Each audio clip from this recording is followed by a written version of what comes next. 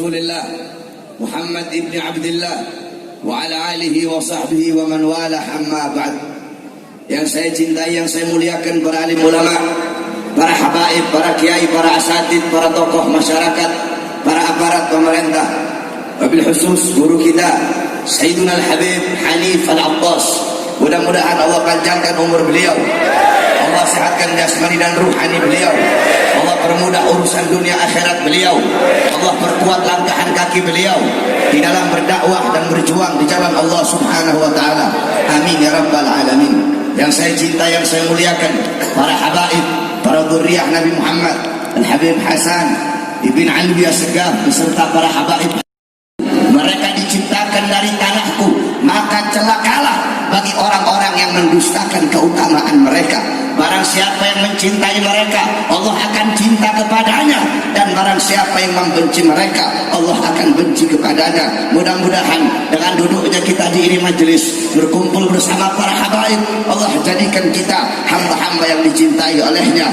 Amin amin ya rabbal alamin. Yang saya cinta, yang saya muliakan, guru kita Ki Haji Abdul Qahar beserta seluruh para kiai, para alim ulama, mudah-mudahan dengan kehadiran beliau-beliau, para pewaris keilmuan Nabi Muhammad, para penyambung lidah Nabi Muhammad, Allah jadikan kita hamba-hamba yang taat, hamba-hamba yang patuh kepada Allah, dan Allah Subhanahu wa taala berikan kita manfaat dari ilmu-ilmu beliau. Amin amin ya rabbal alamin. Saudara-saudara sekalian yang dimuliakan oleh Allah, kita duduk di ini majelis dalam rangka Maulid Nabi besar Muhammad. Di dalam Al-Quran Allah Subhanahu wa taala berfirman, "Qul bifadlillah wa birahmati fabidzalika falyafrahu." Katakanlah, dengan anugerah Allah dan dengan rahmat Allah, maka dengan anugerah dan rahmat tersebut hendaklah mereka bergembira. Apa anugerah Allah? Apa karunia Allah? Apa rahmat Allah? Dalam kitab tafsir Ma'alimut Tanzil Al-Imam Baghawi, dalam kitab tafsir Jami'ul Bayan Al-Imam Ibnu Jarir At-Tabari, dalam kitab tafsir Anwarut Tanzil Al-Imam Baydawi, dalam kitab tafsir Madarikut Tanzil Al-Imam An-Nasafi, dalam kitab tafsir Jami' Al-Ahkam Al-Imam Qurtubi, dalam kitab tafsir Ibnu Katsir, dalam kitab tafsir Ar-Razi, dalam kitab tafsir Jalalain Al-Imam Jalaluddin Al-Mahalli dan Al-Imam Jalaluddin As-Suyuti, dijelaskan fadluhu Al-Quran wa rahmatuhu Al-Islam. Anugerah Allah adalah Al-Quran dan rahmat Allah adalah Islam. Sedangkan sebagian ulama yang lain berpendapat karunia Allah yang paling besar adalah ilmu. Salah satunya pendapat Al-Imam Abdullah ibn Abbas. Sebagian ulama yang lain berkata karunia Allah yang paling besar adalah akal, li'anna al-aqal manba'ul ilm, karena akal adalah tempatnya ilmu. Adapun rahmat Allah adalah Islam. Sedangkan dalam kitab-kitab tafsir bil ma'thur, yaitu menafsirkan satu ayat Al-Quran dengan ayat yang lain yang ada dalam Al-Quran. Salah satunya di situ dijelaskan bahwasanya dalam ayat yang lain Allah berfirman, "Wa ma arsalnaka illa rahmatan lil alamin." Tidak aku utus engkau wahai Muhammad kecuali engkau adalah rahmat bagi seluruh alam semesta. Maka dengan adanya ilmu, dengan adanya akal, dengan adanya Al-Quran sebagai anugerah Allah, dan dengan adanya Islam, dengan adanya Nabi Muhammad sebagai rahmat Allah, maka hendaklah kita bergembira. Saudara-saudara, seluruh alam jagat raya bergembira dengan lahirnya Nabi Muhammad. Penduduk langit, para malaikat beristighfar kepada Allah. Para bidadari yang sudah cantik, mereka berdandan lebih mempercantik dirinya. Para khilman menggelar permadani, para wildan menaburkan intan permata menyambut kelahiran baginda Nabi Muhammad.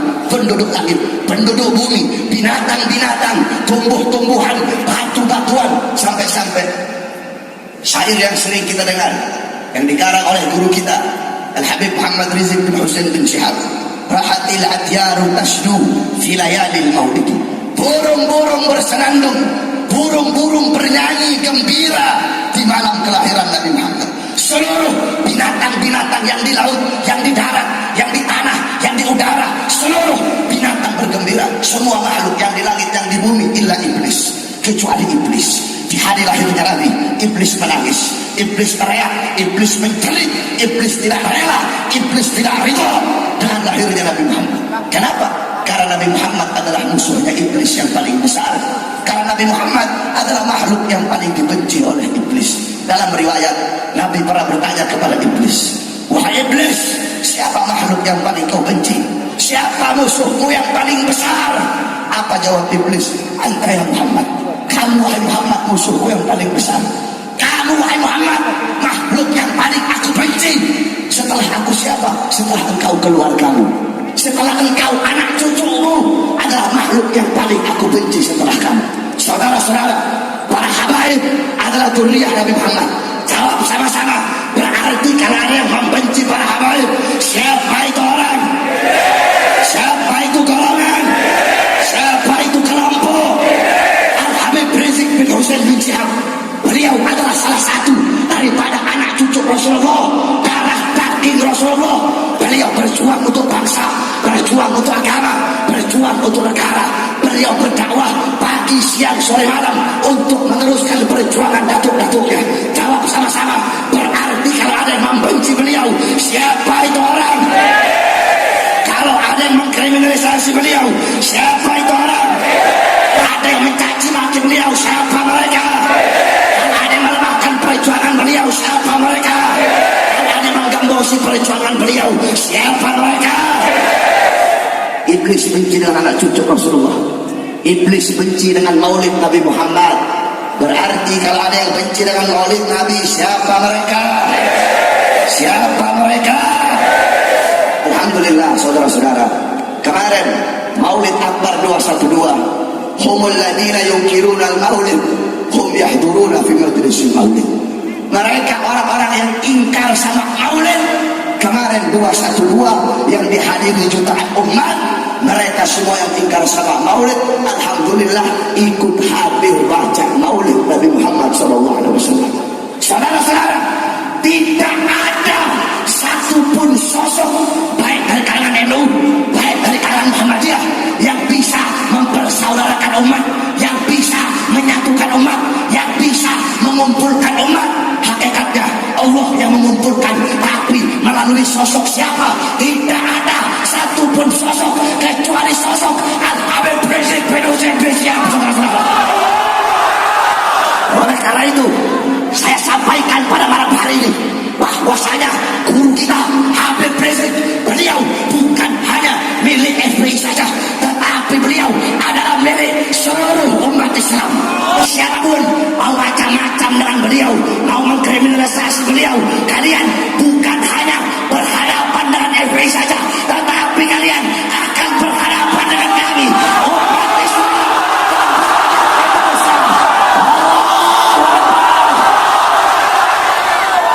Bahkan saudara-saudara, demi Allah, kalau memang kalian ingin memencarakan seorang habaib, jangan beliau. Umat Islam butuh kepada beliau. Kami para habib-habib muda di seluruh Indonesia, kami siap menggantikan beliau dalam penjara, saudara-saudara. Allahu Akbar, Allahu Akbar. Itu yang pertama. Yang kedua yang ingin saya sampaikan, beberapa minggu yang lalu Mahkamah Konstitusi yang dipimpin oleh beberapa orang hakim, mereka mensahkan LGBT. Apa itu LGBT? L, lesbi, perempuan main dengan perempuan, perempuan suka dengan perempuan, perempuan kawin dengan perempuan, atau dalam bahasa fikih sihab, main paha. Yang kedua gay, laki suka dengan laki, laki kawin dengan laki, dalam bahasa fikih liwat atau sodomi.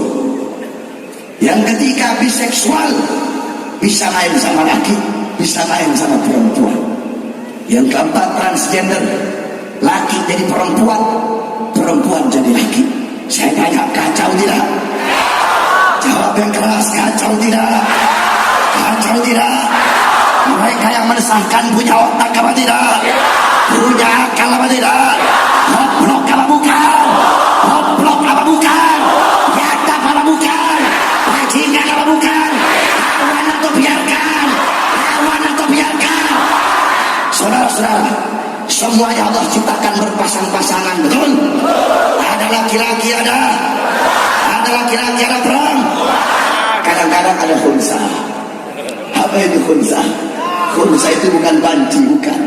Khunsa itu bahasa fikihnya orang yang lahir punya dua kelamin atau lahir gak punya kelamin, itu khunsa. Khunsa itu ada dua. Ada khunsa muskil, ada khunsa ghairu muskil.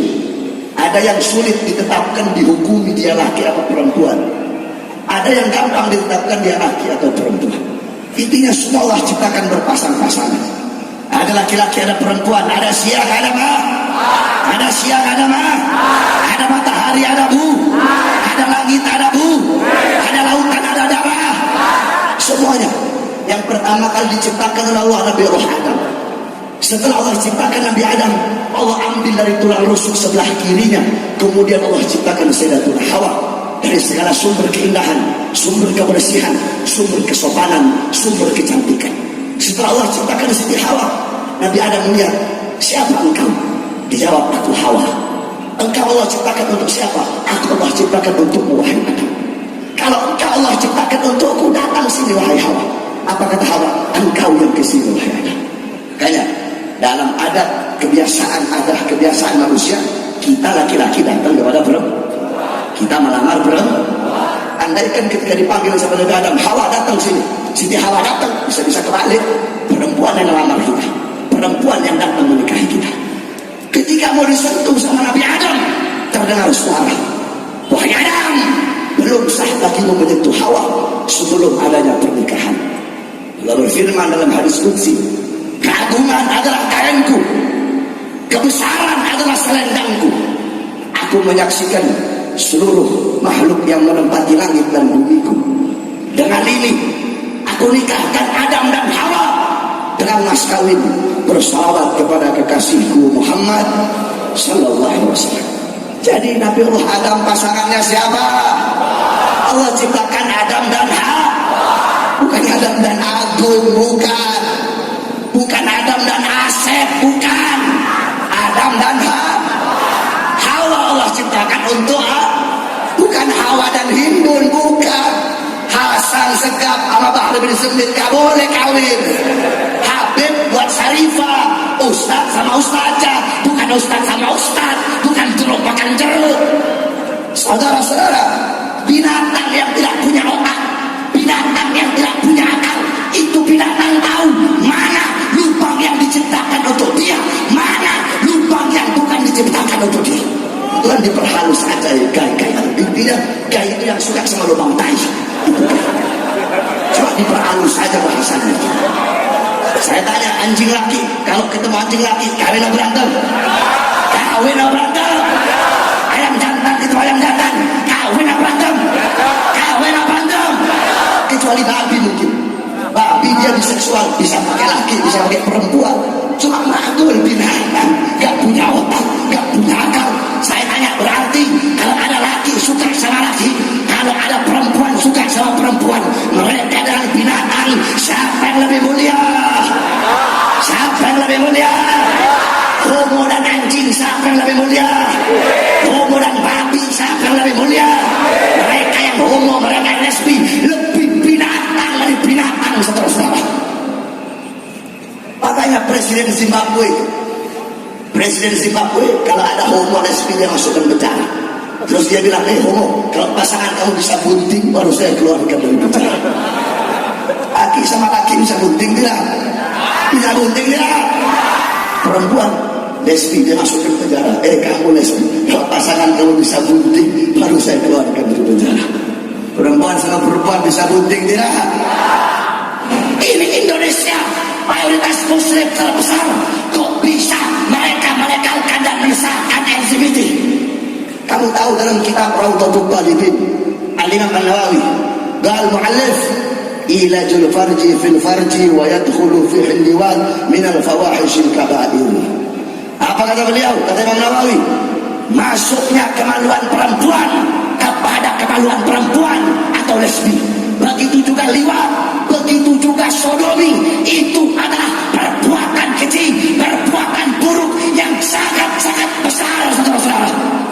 Makanya gak heran apa kata Rasulullah? La'anallah man amila amala qaumi Lut. Thalatha. Apa kata Rasulullah? Allah melaknat orang-orang yang berbuat sebagaimana perbuatan kaum Nabi Lut. 3 kali kata Rasulullah. Lebih tegas lagi Rasulullah tegaskan. Apa kata Rasul dalam hadis yang lain? Man wajadtumuhu ya'malu amala qaumi Lut faqtulu al-fa'ila wal maf'ula bih. Apa kata Rasulullah? Barang siapa yang menemukan orang yang homo, barang siapa yang menemukan orang yang berbuat perbuatan kaum Nabi Lut, barang siapa yang menemukan menjumpai orang yang lagi sodomi, apa kata Rasulullah? Bunuh fa'il dan maf'ul bihnya, bunuh pelaku dan yang dikenai pekerjaannya. Yakni kalau ketemu, bunuh yang nyodok, bunuh juga yang disodok. Saya tanya, Rasulullah tegas tidak? Rasulullah tegas tidak? Apakah Rasulullah membiarkan homo? Apakah Rasulullah membiarkan lesbi? Ada lagi yang lebih tegas pendapatnya. Pendapat Sayyidina Ali bin Abi Thalib. Di zaman Sayyidina Abu Bakar As-Siddiq, beliau mengutus Khalid bin Walid pergi ke Jazirah Arab untuk memerangi nabi palsu. Tiba-tiba Khalid bin Walid menemukan ada pasangan homo, laki kawin sama laki. Beliau tulis surat kepada Sayyidina Abu Bakar As-Siddiq. Fa'istasyara Abu Bakar wal ashab. Sayyidina Abu Bakar kemudian bermusyawarah bersama para sahabat. Fa'asyadduhum qaulan Ali bin Abi Thalib. Yang paling tegas, yang paling keras pendapatnya adalah pendapat Sayyidina Ali bin Abi Thalib. Apa kata Sayyidina Ali? Tidak ada satupun umat yang pernah berbuat seperti ini kecuali satu umat, yaitu umat Nabi Allah Lut. Faqad alimtum ma fa'alallahu biha. Kalian semua tahu apa yang Allah perbuat bagi mereka. Azab dan siksa apa yang Allah timpakan bagi mereka. Kaum Nabi Lut, bumi dibalik oleh Allah. Allah turunkan dari langit hujan batu api. Fa'arah, kata beliau, menurut pandangan saya, kata Sinari, menurut pandangan saya, bakar mereka dengan api sebagaimana Allah membakar kaum Nabi Lut dengan api nerakanya Allah Subhanahu wa taala. Saya tanya Sayyidina Ali, tegas tidak? Tegas tidak? Keras tidak? Apakah beliau ridha dengan homo? Apakah beliau biarkan lesbi? Mereka ngomong, saya yang homo, saya yang lesbi, saya yang melacur, saya. Kamu jangan jadi Tuhan bagi saya. Yang homo kamu, yang masuk lubang tai kamu, yang zina kamu, yang melacur kamu. Allah marah dengan perbuatan kamu. Allah murka dengan perbuatan kamu. Allah tidak ridha dengan perbuatan kamu. Allah turunkan bala, Allah turunkan musibah, Allah turunkan bencana. Yang binasa bukan cuma kamu, kami yang tidak homo juga ikut binasa. Betul? Saya tanya, kita yang gak homo kalau Allah turunkan bala, kenapa tidak? Kita yang gak lesbi, kenapa tidak? Anak kecil tidak berdosa, kenapa tidak? Orang tua yang lemah tak berdaya, kenapa tidak? Laki-laki yang soleh, kenapa tidak? Para ulama, kenapa tidak? Wanita-wanita solehah, kenapa tidak?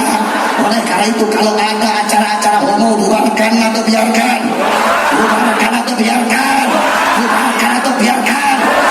Siap perangi homo, siap perangi lesbi, siap perangi pelindung-pelindung homo, siap perangi pelindung-pelindung lesbi. Allahu Akbar, Allahu Akbar, Allahu Akbar. Mereka kacau, mereka takut, mereka gelisah melihat persaudaraan umat. Mereka takut, mereka gelisah melihat persatuan umat. Umat tidak bisa dibodoh-bodohi lagi. Umat tahu mana ulama yang imanuhum fi qulubihim, mana ulama yang imanuhum fi anfusihim. Saudara-saudara, mereka kalah, mereka mulai gelisah, mereka mulai takut. Habib Rizik dikriminalisasi, Alfian Tanjung dibui, Ustaz Somad dideportasi. Apapun perkara akan mereka lakukan untuk menggembosi perjuangan umat. Mereka takut umat taat kepada Tuhan Habib Rizik. Mereka takut melihat umat bersaudara. Mereka takut melihat persatuan umat. Saudara-saudara, Ustaz Somad diusir di Bali, diusir di sana, diusir di sini. Kami umat selama ini diam, betul? Kita selama ini diam, betul? Qala Rasul, mathalul mu'min mathalu safinatid dahab, inna nafahat 'alaiha ahmarat. Perumpamaan orang mukmin bagaikan emas. Emas itu indah, emas itu berkilau, emas itu bercahaya. Tetapi emas yang indah, emas yang berkilau, kalau kamu tiupkan api, itu emas akan memerah. Saudara-saudara, kita umat Islam berakhlak, betul? Betul. Kita umat Islam berakhlak, betul? Kita agama yang lembut, betul? Kita agama yang damai, betul? Kita rahmat lil alamin, betul? Kami ini rahmat lil alamin, kami lembut, kami damai. Tetapi jangan coba-coba kau usir para ulama kami, jangan coba-coba kau usir ulama kami, jangan coba-coba kau kriminalisasi ulama kami, jangan coba-coba kau hilangkan ulama kami. Kami yang lembut, kami yang berakhlak, kami yang beradab. Kalau kalian usir ulama kami, kalian usir ulama kami, kalian jatuhkan harga diri ulama kami, kami umat Islam akan memerah bagaikan emas yang ditiup api. Rela Allahu Akbar, Allahu Akbar, Allahu Akbar. Oleh karena itu saya wasiatkan kepada seluruh anak-anak muda, wahai anak-anak muda, jangan pernah engkau berhenti berjuang, jangan pernah engkau berhenti berjuang. Terus sampaikan kebenaran, sir wala takif, maju terus, jalan terus, jangan pernah engkau mundur, jangan pernah engkau berhenti. Wahai anak-anak muda Islam, DPR bisa mereka beli, betul? Partai bisa mereka beli, betul? Tetapi ada beberapa golongan yang tidak bisa mereka beli. Saudara-saudara, walaupun mereka bisa beri perangkat-perangkat negara, tetapi kami, para santri-santri, kami, para pemuda-pemuda Islam Indonesia, dan beliau-beliau, para habaib dan para kiai istiqomah, tidak akan pernah bisa dibeli sampai hari kiamat. Saudara-saudara, yang akan kami sampaikan hak, yang batil akan kami sampaikan batil. Saudara-saudara, oleh karena itu jangan pernah kalian takut. Di belakang kalian ada para habaib, ada para kiai. Di belakang para habaib ada datuk-datuk beliau yang selalu menyokong, membantu perjuangan beliau. Sir wala takif, maju terus, jangan berhenti, jangan mundur. Saudara-saudara, berhenti kita mati, mundur kita hancur. Terus bagaimana? Mundur kita hancur, berhenti kita mati. Maka berjuang terus, jangan berhenti sampai mati, jangan mundur sampai hancur. Allahu Akbar. Siap bersatu, siap berjuang, siap hancur demi Islam, siap binasa demi Indonesia. Allahu Akbar, Allahu Akbar, Allahu Akbar. Yang terakhir, semuanya ikuti kata-kata saya. Bismillahirrahmanirrahim. Yang keras, Bismillahirrahmanirrahim. Wahai saudara-saudara kami, umat Islam Palestina, kami bangsa Indonesia, kami rakyat Indonesia, kami pemuda-pemudi Indonesia, dengan ini kami bersumpah demi Allah, demi Allah yang memegang nyawa kami, selama kemerdekaan Palestina masih dijajah oleh Israel laknatullah, selama hak-hak umat Islam Palestina masih direbut oleh Israel laknatullah, selama azan belum berkumandang di Masjid Al-Aqsa, selama sujud masih dilarang di Masjid Al-Aqsa, maka selama itu juga kami bangsa Indonesia, kami rakyat Indonesia, kami pemuda-pemudi Indonesia akan tegak berdiri menantang, melawan, berjuang bersama Palestina, melawan Israel laknatullah. Bapak kami, ibu kami, anak kami, istri kami, rumah kami, harta kami, nyawa kami, jiwa kami, darah kami, hidup kami, hati kami menjadi tebusan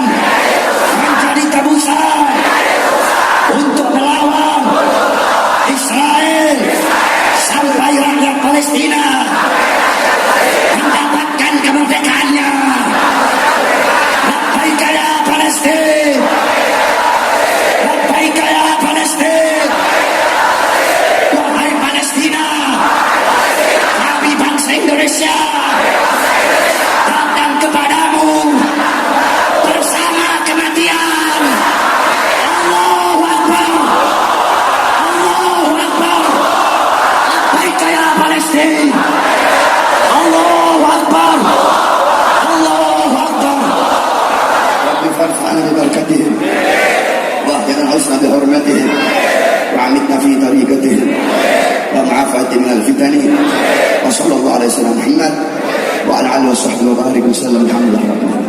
Para seluruh hadirin, doakan saya ini sering sakit akhir-akhir ini gara-gara istri satu itu saudara. Makanya saya senang banget tadi waktu guru kita Habib Hanif doa kamu tahu, saya kasih tahu Al-Imam Ibnu Aqil Al-Hambali radhiyallahu anhu, beliau bilang sebenarnya saya gak mau kasih, cuma karena banyak suami-suami takut istri di sini. Habib takut istri semua. Jadi Al-Imam Ibnu Aqil Al-Hambali beliau bilang, "Idza istakhlaqtu 'anil mas'alah da'awtu zawjati ila al-firash." Ya, biar pada paham. Kata beliau, kalau aku terkunci dalam satu permasalahan ilmu, ada satu permasalahan yang muskil, aku ajak istriku ke kasur, yakni jima. Kenapa? Li'anna al-jima yusaffi ad-dihna wa yudawwil fahma. Jima itu bisa menguatkan, membersihkan pikiran dan menguatkan pemahaman, saudara. Makanya kalau ada di sini yang belum kawin, cepat-cepat kawin dong. Ya. Banyak yang belum kawin sini, siap kawin, siap nikah, harus. Yang satu tambah lagi. Yang udah punya istri di sini siap tambah lagi, siap. Kalau saya tak berani, saya takut sama istri saya. Saya tanduknya 2, istri saya tanduknya 9. Oleh karena itu mudah-mudahan guru kita Habib Hanif tambah lagi. Habib Hasan, Habib Hasan nambah lagi. Berani kali lagi? Hah? Balas. Nah, ini rejal, ini Habib ini. Ini baru habaib. Mudah-mudahan kita tidak keluar dari majelis. Allah ampuni dosa-dosa kita. Amin ya rabbal alamin. Ini saya dapat saya sampaikan, kurang lebihnya saya mohon maaf. Wa'afu minkum.